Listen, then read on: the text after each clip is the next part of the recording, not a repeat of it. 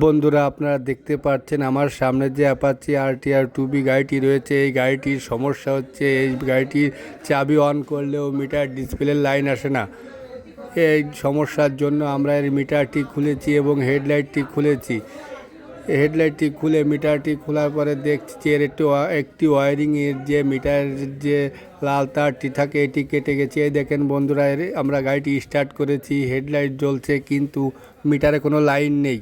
মিটারে কোনো লাইন না থাকার কারণে আমরা এর ওয়ারিংটি খুলেছি। এই দেখেন মিটার থেকে যে লাইনটি বেরিয়েছে এটি আপনার যে লাল কালারের তারটি রয়েছে এই তারটি কেটে গেছে। এই কারণে এর মিটারটি অন হচ্ছে না। এই যে তারটি জুড়িয়ে দিয়েছি, জোড়ার পরে দেখেন চাবিটি অন করেছি, অন করার পরে যে মিটার লাইনটি এসেছে।